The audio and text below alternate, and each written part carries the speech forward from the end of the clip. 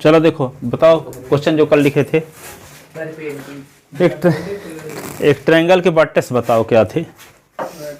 एक ट्रायंगल के वर्टेक्स का कोऑर्डिनेट दिया था, तो वर्टेक्स ए से अपोजिट साइड पर ड्रा किए गए परपेंडिकुलर लेंथ को निकालना था, परपेंडिकुलर का इक्वेशन निकालना था, यही चीज ना। तो अब बताओ ट्रायंगल के वर्टेक्स का कोऑर्डिनेट कल क्या लिखे थे, क्वेश्चन कल ही लिख दिया था, अब उसका जवाब लिखने जा रहे हैं। गिवन कोऑर्डिनेट ऑफ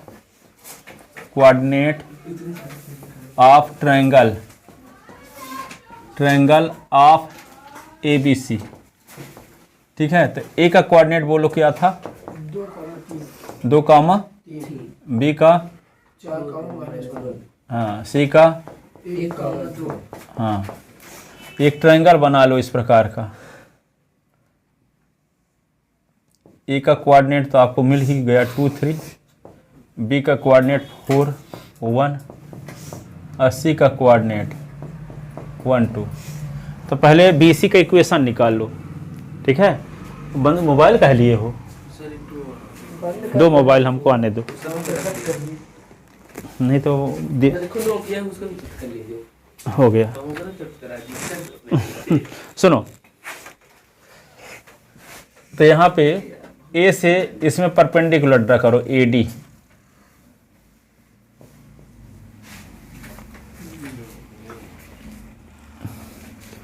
दो चीजें होती है, एक होता है भावना, एक होता है तर्क। भावना और तर्क में अंतर क्या जानते हो?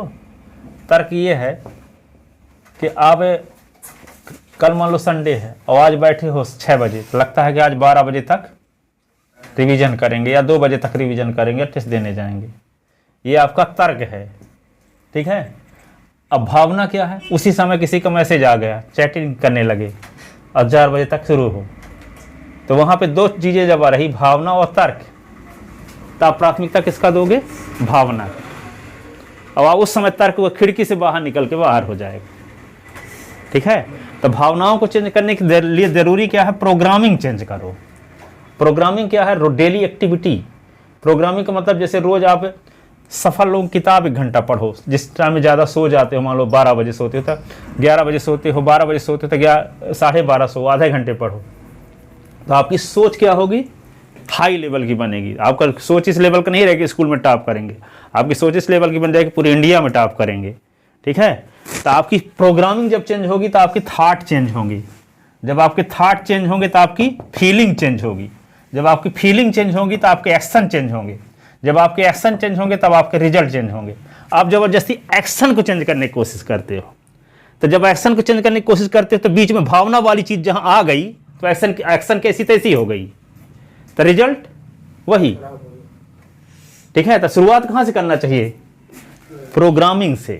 प्रोग्रामिंग मीन्स आप अपने एक्स्ट्रा मटेरियल क्या दे रहे हो जो भीड़ वाले लोग नहीं देते अपने दिमाग को। सुबह उठ कर पेपर पढ़ते हो कि सफल लोग किताब पढ़ते हो आधा घंटे, ठीक है, जो आपको क्या है, जो आपकी फीलिंग को चेंज करने वाली है, विचार को चेंज करने वाली है, उसका करते नहीं हो तो एक्शन कैसे चेंज होगा? जब एक्शन चेंज नहीं होगा तो रिजल्ट बदलेगा नहीं।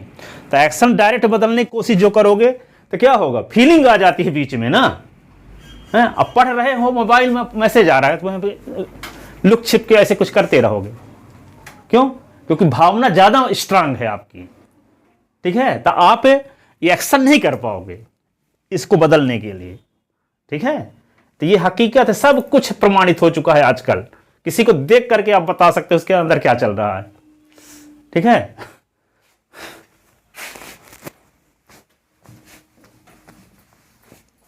तो देखो क्या करना होगा, सबसे पहले BC का इक्वेशन निकालो। तो BC का इक्वेशन निकाल दो, 5 से पास होने वाली लाइन की इक्वेशन। फिर क्या करोगे? BC का इक्वेशन निकालने के बाद BC पर परपेंडिकुलर लाइन के equation.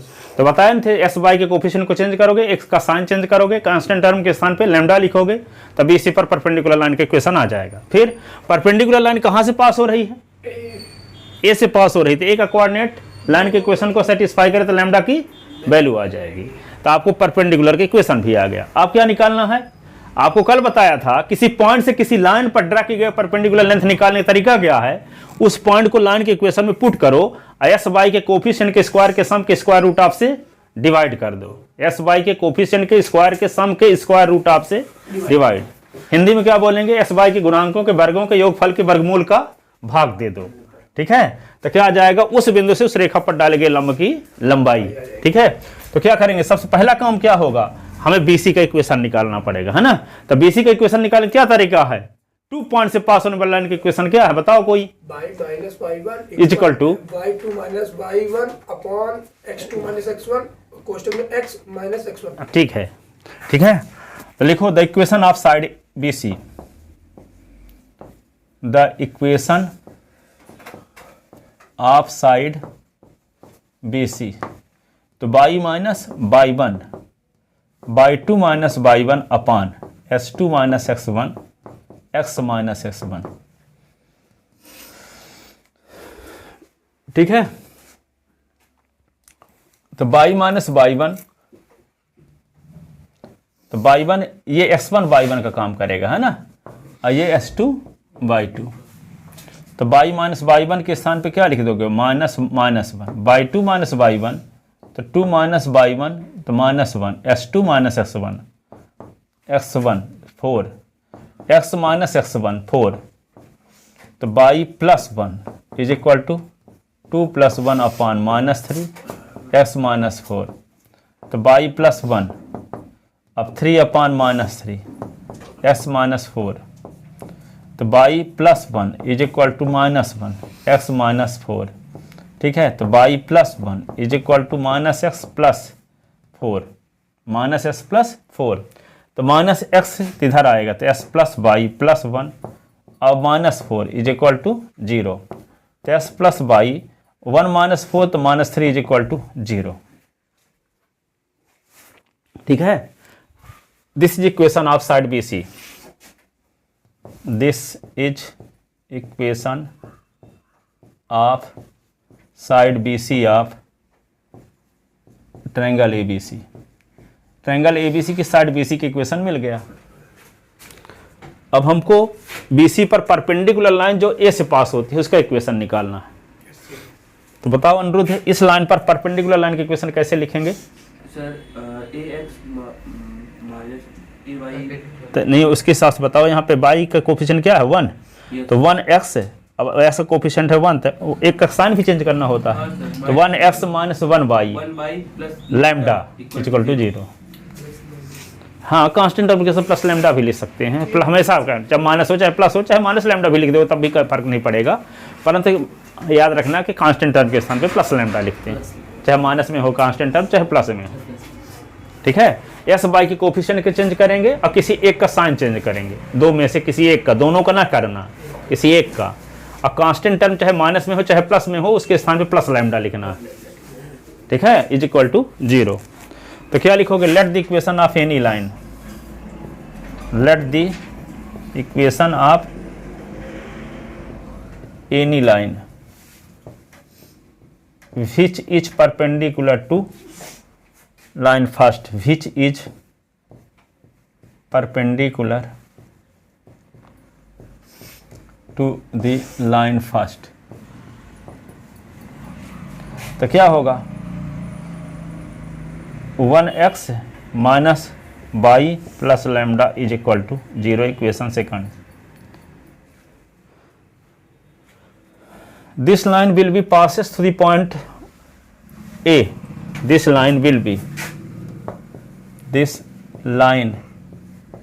be passes through the vertex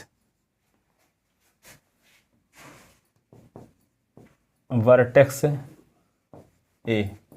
So coordinate of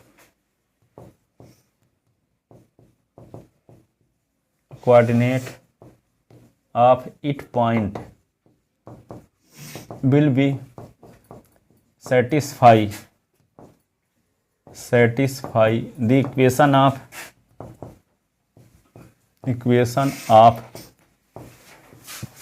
line second। यह लाइन शीर्ष ए से होकर जाएगी यदि शीर्ष ए का निर्देशांक इस लाइन की इक्वेशन को संतुष्ट करे। ठीक है, यह लाइन कहाँ से होकर जाएगी, शीर्ष ए से होकर जाएगी, वर्टेक्स ए से होकर जाएगी, कब, जब इसका कोऑर्डिनेट इसके इक्वेशन को सेटिस्फाई करेगा। ठीक है ना, तो इसके कोऑर्डिनेट को सेटिस्फाई कराते हैं। देखो ना, एस के स्थान पे क्या लिख देंगे 2, तो क्या लिख दें 2, और बाई के स्थान पे लिख दें 3, और plus lambda is equal to 0। तो 2 माइनस 3 तो -1 plus lambda is equal to 0, तो लैम्डा इज इक्वल टू 1। तो putting the value of lambda in equation, putting the value of lambda in equation second, putting the value of lambda, putting the value of lambda, putting the value of lambda in equation second, तो क्या होगा x minus Y, lambda के स्थान पे क्या लिख दें +1 is equal to 0। This is equation of line, this is equation of perpendicular AD, this is equation of perpendicular AD, this is equation of perpendicular AB, AD, AD का ये equation आ गया। ठीक है, अब कोई आपसे पूछ दे कि डी का कोऑर्डिनेट भी निकालो, तो कैसे निकालोगे डी का कोऑर्डिनेट? कि परपेंडिकुलर के फुट पॉइंट का कोऑर्डिनेट, जो परपेंडिकुलर बट्टे से लाइन पर खींचा गया, तो उसका कोऑर्डिनेट कैसे निकालेंगे? कोई बता सकते हो? आप बताओ अनिरुद्ध। यहाँ पे लाइन के इक्वेशन, एडी के इक्वेशन आपको आ गया, बीसी का इक्वेशन भी आ गया, यदि आपको डी का कोऑर्डिनेट निकालना है तो क्या करोगे? 10वीं क्लास में पहुंचना पड़ेगा, 3rd चैप्टर में। सर वो ट्रायंगल का वो लगाएंगे नहीं, 3rd चैप्टर में पढ़े थे पेयर ऑफ लीनियर इक्वेशन, विलोपन विद प्रतिस्थापन विद। ये पढ़े थे कि जब दो लाइन इंटरसेक्ट करती हैं तो यूनिक सोल्यूशन होता है। यस सर, हाँ। ठीक है ना, तो यूनिक सोल्यूशन होता है, तो इसको एलिमिनेशन मेथड से सॉल्व करने से जो आंसर आता है वही इंटरसेक्शन पॉइंट का कोऑर्डिनेट है। तो ये लाइन के इक्वेशन मिल गया, इस लाइन के इक्वेशन मिल गया, तो दोनों को एलिमिनेशन मेथड से सॉल्व कर दो, तो दोनों लाइन जहां काटती हैं वो पॉइंट आ जाएगा। तो एडी और बीसी जहां काटती हैं वही तो डी है, वही ना है। एडी लाइन और बीसी लाइन जहां काटती हैं वही पॉइंट डी है। तो एडी का इक्वेशन मिल गया, बीसी के इक्वेशन, दोनों को एलिमिनेशन मेथड से सॉल्व कर दो, एस वाई की जो वैल्यू आएगी वो डी का कोऑर्डिनेट हो जाएगा। तो वर्टेक्स ए से लाइन पर ड्रा किए गए परपेंडिकुलर के फुट पॉइंट का कोऑर्डिनेट मिल गया आपको, लंब के पाद बिंदु का निर्देशांक। ठीक है, यहां से बिंदु ए से रेखा में एक लंब खींच दिए, लंब जहां मिलता है रेखा से उस बिंदु का निर्देशांक को कहते हैं फुट पॉइंट का कोऑर्डिनेट, पाद बिंदु का निर्देशांक। ठीक है, इंग्लिश में बोलते हैं coordinate of foot point, Hindi में बोलते हैं पाद बिंदु का निर्देशांक। ठीक है, जहां पे मिलता है परपेंडिकुलर किसी रेखा से, परपेंडिकुलर जहां मिलता है उसको क्या कहते हैं फुट पॉइंट। ठीक है, तो डी का कोऑर्डिनेट निकालने के लिए क्या करेंगे, एडी का और बीसी के इक्वेशन को एलिमिनेशन मेथड से सॉल्व कर देंगे। तो आपको पता है ना, ये बीसी का इक्वेशन है और ये क्या है, एडी का इक्वेशन कहीं मिला ना अभी, ये इक्वेशन सेकंड, ये एडी का इक्वेशन है। तो दोनों को एलिमिनेशन मेथड से सॉल्व कर दोगे तो डी का कोऑर्डिनेट भी आ जाएगा। अब जब डी का कोऑर्डिनेट आ जाएगा तो ए से डी तक की डिस्टेंस निकाल दोगे तो एडी की लेंथ भी आ जाएगी। एक तरीका और बताए थे कल भी वाला तरीका, कि इस पॉइंट को इस लाइन के इक्वेशन में सेटिस्फाई करा के पुट करके एस बाई के कोफिशिएंट के स्क्वायर के सम के स्क्वायर रूट आप से डिवाइड कर दोगे तब भी आ जाएगा एडी की लेंथ। तो एडी की लेंथ दो तरीके से निकाली जा सकती है, एक फुट पॉइंट का कोऑर्डिनेट निकाल करके डिस्टेंस फार्मूला लगा के, एक ये तरीका कि उस पॉइंट को लाइन के इक्वेशन में पुट करके एस बाई के कोफिशिएंट के स्क्वायर के सम के स्क्वायर रूट आप से डिवाइड करके। ठीक है ना, तो दोनों तरीके से आप निकाल सकते हो परपेंडिकुलर लेंथ। ठीक है, तो दोनों तरीके से निकाल के हमको अब दिखाई देते हैं आपको, ताकि आप दोनों जानते रहो। क्योंकि यदि आप परपेंडिकुलर लेंथ भर निकालने के लिए पूछा है तब तो वही लगा दो जो कल वाला तरीका है, पर जब फुट पॉइंट का कोऑर्डिनेट भी पूछा है तो फुट पॉइंट का कोऑर्डिनेट जब निकालोगे तो डिस्टेंस फार्मूला से भी निकाल सकते हो, जब डी का कोऑर्डिनेट मिल ही गया तो। और यदि फुट पॉइंट पूछा नहीं है तो उस तरीके से भी निकाल सकते हो, जैसे कल बताए थे, पॉइंट को लाइन के इक्वेशन में पुट कर दो और एस बाई के कोफिशिएंट जो है उनका स्क्वायर कर दो, स्क्वायर करके जोड़ दो, जोड़ करके रूट लगा दो, रूट लगाने के बाद डिवाइड कर दो। यही है तरीका ना, तो ये हो गया सर। यहाँ पे हाँ, जैसे वो इक्वेशन फर्स्ट में -3 है, इसमें फिर +1 आ गया लास्ट में, कहाँ इक्वेशन में नहीं, यहाँ +3 हो चाहे -3 हो प्लस लैम्डा लिखते हैं, तो यहाँ प्लस लैम्डा लिख दिए। अब लैम्डा की वैल्यू निकाले तो क्या आ गया 1। यदि संयोग बस माइनस लैम्डा लिख दिए होते यहाँ तो लैम्डा की वैल्यू फिर माइनस बनाती है यहाँ, तो आंसर में कोई फर्क नहीं पड़ता। तो यहाँ पे माइनस है, -3 लिखा है तो माइनस लैम्डा भी लिख सकते हो, या कि प्लस लैम्डा भी लिख दोगे तो आंसर कोई नहीं है। जब प्लस लैम्डा लिखे रहोगे तो लैम्डा की वैल्यू 1 आई, यदि मान लो माइनस लैम्डा लिखे हो तो लैम्डा की वैल्यू -1 आती, तो आंसर में फर्क ना पड़ता, दोनों कंडीशन में आंसर यही आता। तो ध्यान ये रखो कि कांस्टेंट टर्म के स्थान पे प्लस लैम्डा लिखना है बस, चाहे प्लस हो चाहे माइनस हो, कांस्टेंट टर्म प्लस हो चाहे माइनस, लिख भी दिए मान लो माइनस लैम्डा तब भी आंसर में कोई फर्क आने वाला नहीं है। ठीक है, तो कांस्टेंट टर्म के स्थान पे प्लस लैम्डा लिखा करो। ठीक, अब देखो तो निकालते हैं परपेंडिकुलर लेंथ, एडी निकालना है ना, एडी की लेंथ, इसका नाम थर्ड रखते हैं क्योंकि फर्स्ट सेकंड तो यहीं रख चुके हैं, इसका नाम थर्ड हो गया। तो length of perpendicular, length LENGTH, perpendicular drawn from A upon the line upon the side BC, तो AD इज इक्वल टू क्या होगा, इस पॉइंट को, लाइन के इक्वेशन तो मिल चुका है BC का ना, ये था, तो क्या करना होगा, इस पॉइंट को पुट करना होगा S बाई के स्थान पे, तो S के स्थान पे क्या लिख दें, अब बाई के स्थान पे 3 -3, तो लिख दो 2 + 3 -3, फिर S का कोफिशिएंट इसमें क्या है, यहाँ पे 1 है, तो अंडर रूट में क्या लिखेंगे 1 का स्क्वायर, और इसमें बाई कोफिशिएंट क्या है, तो यहाँ भी 1 का स्क्वायर, तो 3 तो कट गया, तो 2 अपान क्या हो गया ये, तो 1 + 1, तो 2 अपान √2, ऐसे ना, और 2 को लिख सकते हैं √2 × √2, और नीचे √2, तो ये √2 से √2 कट गया, तो क्या आ गया √2। AD इक्वल टू ऊपर किसकी वैल्यू रखते हैं सर आगे, AD इक्वल टू जब निकालते हैं तो A पॉइंट से BC में ड्रा किया गया परपेंडिकुलर, तो BC का इक्वेशन ये है, ये S + y, देखो क्या दिया इसका इक्वेशन BC का, S + y -3 = 0, तो ये पॉइंट को पहले S y के स्थान पे पुट करते हैं, तो S के स्थान पे 2 पुट कर दिए, y के स्थान पे 3 पुट कर दिए, फिर इस इक्वेशन में S का कोफिशिएंट क्या है 1, अब y कोफिशिएंट क्या है 1, तो इन दोनों के कोफिशिएंट का स्क्वायर करो, तो 1 का स्क्वायर 1 का स्क्वायर, फिर जोड़ो तो प्लस लगाए, फिर रूट लगाओ, फिर रूट भी लगा दिए, फिर डिवाइड भी करना है तो डिवाइड भी कर दिए। ये तरीका है। इतने सारे क्वेश्चन बताए, चौथा पचमा बता रहे हैं। किसी पॉइंट से किसी लाइन पर ड्रा किया परपेंडिकुलर लेंथ निकालने के लिए क्या करते हैं, उस पॉइंट को लाइन में पुट करते हैं SY के स्थान पे, फिर SY के पहले जो कोफिशिएंट रहता है उसका स्क्वायर करते हैं, फिर जोड़ते हैं, फिर रूट लगाते हैं, फिर डिवाइड करते हैं, है ना। तो इनको टाइम लगा के तैयार करना चाहिए। जैसे क्वेश्चन तैयार किए ना, घंटों भर टाइम लगेगा, घंटे 2 घंटे, तब ये क्वेश्चन तैयार होगा। तैयार होने के बाद भी फिजिक्स का ट्यूशन पढ़ रहे तब भी दिमाग में आना चाहिए।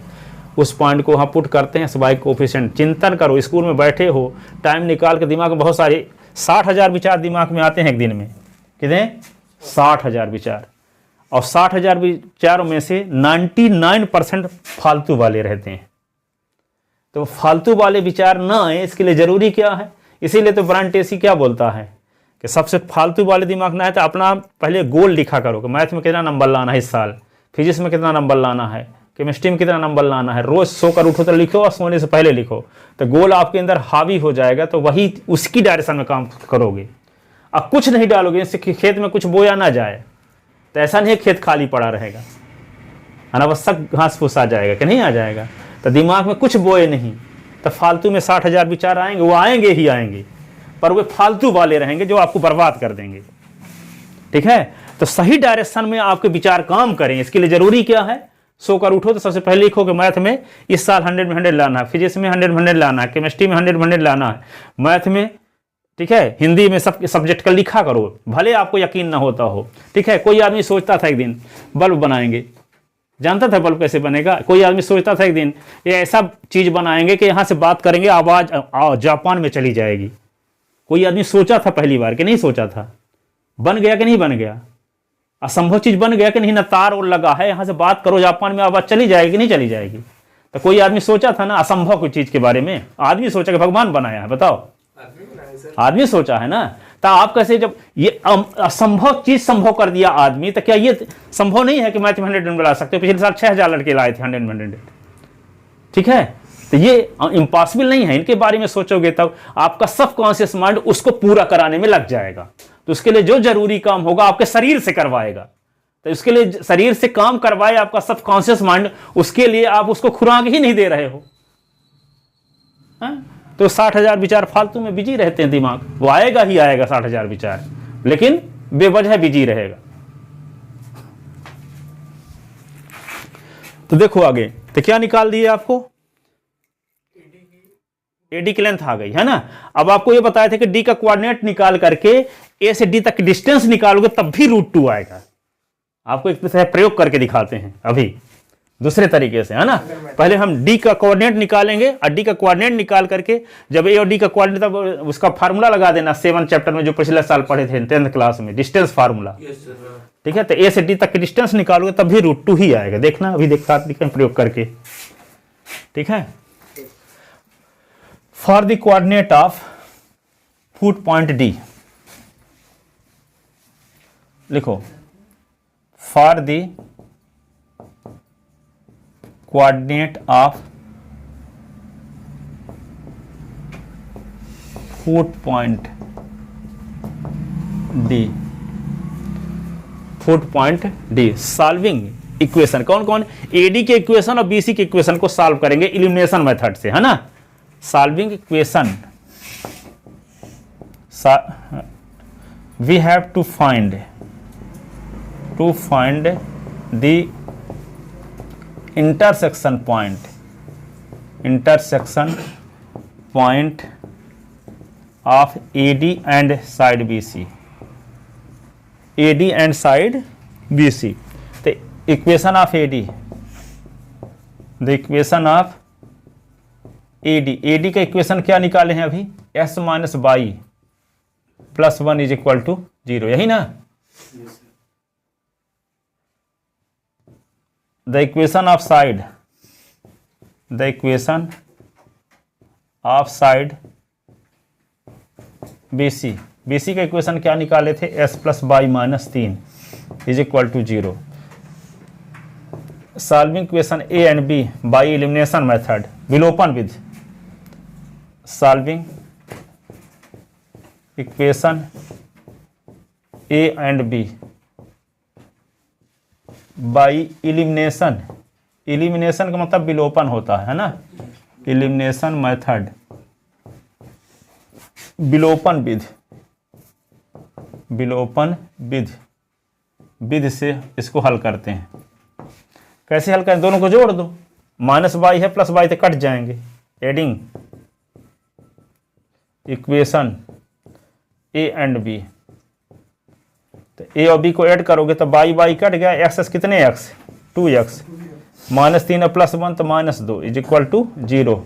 तो 2s इज इक्वल टू 2, तो s इज इक्वल टू 2/2 कट गया, तो s इज इक्वल टू 1 आ गया। Putting the value of x in equation A, putting the value of x in equation A, putting the value of x in equation A में s की value put कर दो, तो x minus y plus 1 is equal to 0। s की value आई क्या है? 1 ना। तो यहाँ पे क्या लिख दो? 1 minus y plus 1 is equal to 0। तो 1 1 2, 2 minus y is equal to 0। तो 2 इज इक्वल टू बाई, तो y is equal to 2। Hence coordinate of D, hence coordinate of foot point, coordinate of foot point D, point D का coordinate क्या हो गया? s की value क्या आई थी? 1, और y की वैल्यू क्या आई थी? 2। तो d का कोऑर्डिनेट आ गया। तो length of perpendicular AD, distance between A and D, तो length of perpendicular AD। Now length of perpendicular AD, तो AD की लेंथ कैसे निकालेंगे? Distance between A and D, distance between A and D, A और D के बीच की distance निकालेंगे। तो A आपको पता ना है A का कोऑर्डिनेट क्या है और D का कोऑर्डिनेट क्या है। A का 2 3 है और D का 1 2 है। ठीक है, डिस्टेंस फार्मूला, तो फार्मूला ये x1/1 है और ये s2/2 है। तो फार्मूला क्या पढ़े थे बचपन में? s2 - x1 का whole square plus y2 - y1 का होल स्क्वायर। तो AD is equal to s2 की वैल्यू क्या है? 1 - 2, 1 - 2 का स्क्वायर, ये क्या होगा? 2 - 3 का स्क्वायर। ठीक है, तो AD इज इक्वल टू क्या होगा? 1 से 2 निकालेगा तो -1, तो 1 का स्क्वायर, ये -1 का स्क्वायर। तो AD इज इक्वल टू -1 का स्क्वायर भी 1 होता है, -1 का स्क्वायर भी 1 होता है। तो √2 यहाँ भी आ गई। देखो AD की लेंथ √2 यहाँ से भी आ रही है कि नहीं? ठीक है ना। अब एक ये क्वेश्चन इस टाइप का भी एनसीईआरटी में दिया है कि पॉइंट ए का साइड BC पर इमेज क्या होगा? इमेज यानी प्रतिबिंब। पॉइंट ए का BC पर प्रतिबिंब निकालो। तो प्रतिबिंब निकालने के लिए क्या करोगे? इमेज। तो जैसे मान लो दर्पण आपके सामने खड़ा है, तो आपका जो इमेज होगा, आप जितनी डिस्टेंस में आप दर्पण से खड़े रहोगे उतनी डिस्टेंस में आपकी इमेज भी बनेगा। जानते हो ना? जितनी डिस्टेंस पर आप इमेज से, दर्पण से आपकी डिस्टेंस होगी, वही आपके दर्पण से इमेज की भी डिस्टेंस होगी। इसका मतलब दर्पण मिड पॉइंट में होगा, आपके और इमेज के बीच। हाँ, आप और इमेज के बीच जो डिस्टेंस होगी उसका मिड पॉइंट क्या होगा? मिरर। ठीक है, तो यहाँ पे क्या होगा? पॉइंट ए का आपको क्या निकालना है? इमेज। किस लाइन पर? साइड BC पर। तो इमेज निकालने के लिए क्या करना पड़ेगा? सुनो, पॉइंट ए का क्या निकालना है? इमेज के। पॉइंट ए का इमेज किस पर? मान लो ये लाइन जो है दर्पण है, क्या है? दर्पण है। ठीक है, तो इसका कुछ इमेज बनेगा। तो जितनी डिस्टेंस पर ये पॉइंट होगा दर्पण से, उतनी डिस्टेंस पर इधर इसका इमेज बनेगा। नहीं बनेगा। तो डी पॉइंट क्या होगा? मान लेते हैं कि ए का इमेज कहां पे बनता है? C पर बनता है, CD हो E पर बनता है। कहां पे बनता है? E पर। D के बाद ये ना आएगा। तो मान लेते हैं कि पॉइंट ए का इमेज कहां बनता है? E पर बनता है। तो E का कोऑर्डिनेट क्या मान लिए हैं हम? S', मान लो। क्या मान लिए? S', या SY भी मान सकते हो। SY पर बनता है। ठीक है, तो जब SY पर बनता है तो निश्चित रूप से जो D होगा AE का मिड पॉइंट होगा कि नहीं होगा? क्योंकि A से जो D तक की डिस्टेंस है वही D से E तक की डिस्टेंस है। तो D क्या होगा? AE का। तो मिड पॉइंट का फार्मूला क्या है? S1 + S2/2, Y1 + Y2/2। पिछले साल पढ़े थे मिड पॉइंट का फार्मूला। ठीक है, ठीक है। तो जब D AE का मिड पॉइंट है तो D का कोऑर्डिनेट आपको पता हो चुका है, क्या? 1 2 कि नहीं?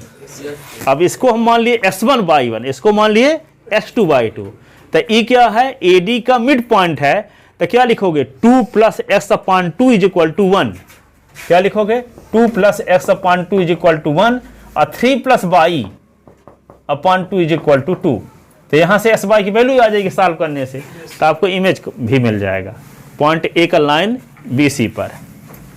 ठीक है, इसी में और जोड़े देते हैं थोड़ा इतना लिख लिए ना। If we have to find, यदि हमें ज्ञात करना होता पॉइंट ए का साइड BC पर इमेज, तो कैसे निकालते? If we have to find the image of point A, if we have to find, if लिखो, if we have to find the image of point A, image of point A on side BC, then we have to find as follows,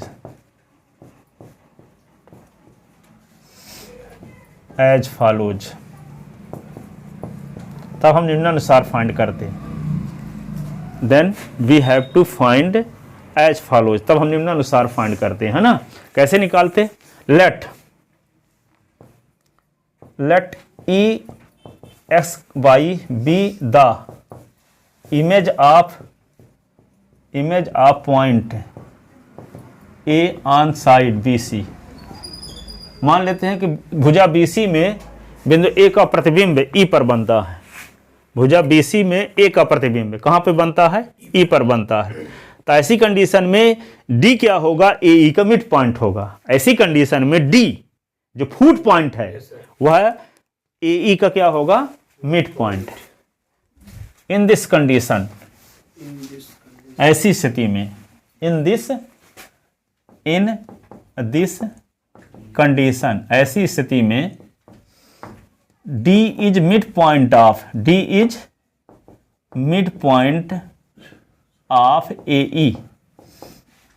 mid point of AE।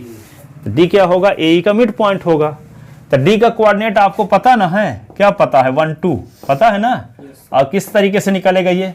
x1 plus s2 upon 2 और y1 plus y2 upon 2। Mid point वाला formula याद दिला रहे हैं आपको। अब ये क्या होगा? 1 2। अब किसका मिड पॉइंट निकालना है यहाँ? AD AE का।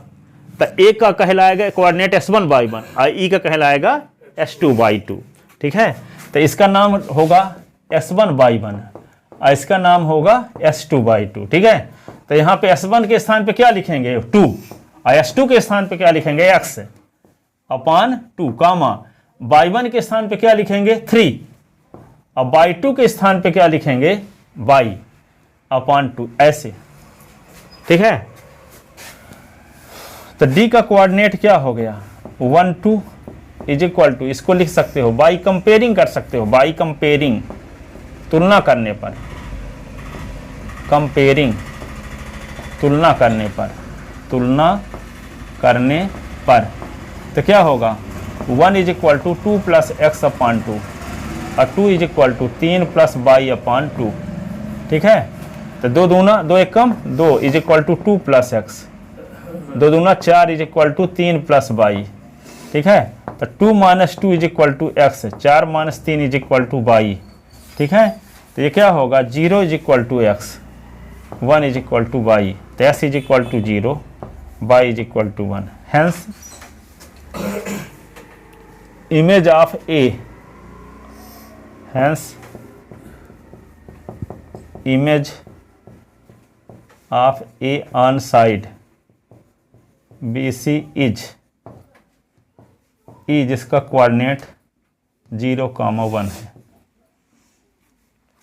हेंस इमेज ऑफ, अतः बिंदु A का भुजा BC पर प्रतिबिंब है। अतः बिंदु A का भुजा BC पर प्रतिबिंब क्या होगा? 0 1।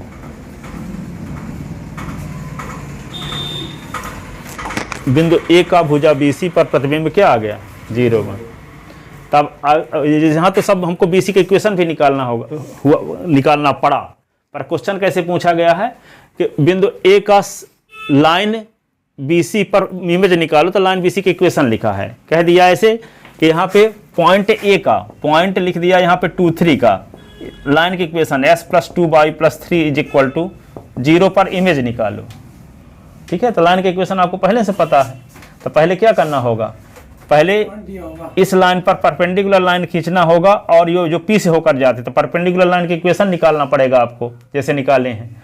फिर परपेंडिकुलर लाइन की इक्वेशन निकालने के लिए एस वाई कोफिशिएंट को चेंज करना पड़ेगा।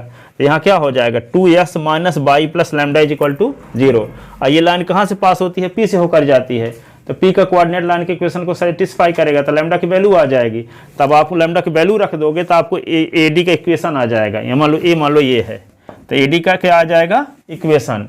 अब फिर दोनों को सॉल्व करोगे एलिमिनेशन मेथड से, तो D का कोऑर्डिनेट आ जाएगा, यानी पाद बिंदु का निर्देशांक फुट पॉइंट का कोऑर्डिनेट आ जाएगा। फिर क्या करेंगे? मान लेंगे कि पॉइंट A का इस लाइन पर इमेज कहाँ पर बनता है? E पर बनता है। तो E का कोऑर्डिनेट क्या माने हैं? x y। ऐसी कंडीशन में जो D क्या होगा? AE का मिड पॉइंट होगा। मिड पॉइंट का फार्मूला लगा देंगे। तो हम एक ही चीज में सब कुछ बता दिए हैं, पर अभी क्वेश्चन लेके अभी और बताते हैं ठो, पर अब टाइम हो गया है, कल बताएंगे।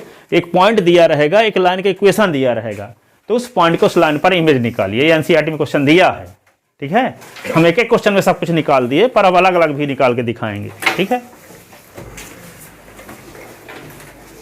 तो इन हर एक टाइप के क्वेश्चन को टाइम लगा के घर में तैयार करो आज ही, हैं, तो सहूलियत रहेगी। सैटरडे तक उसको देखते रहोगे तब तो तैयार हो जाएगा। सबसे पहले क्या होता है कि उसको पहले तैयार करना पड़ता है, तैयार करने के बाद फिर देखते रहोगे 4-6 दिन तक, तब बनेगा।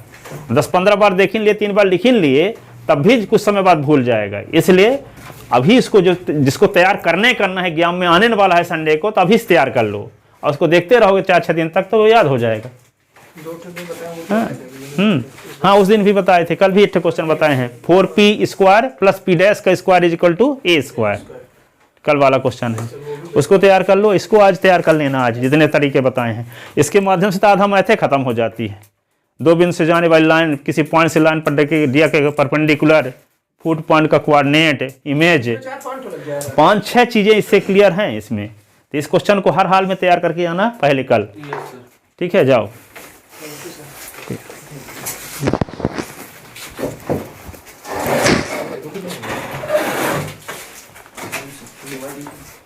हाँ लो।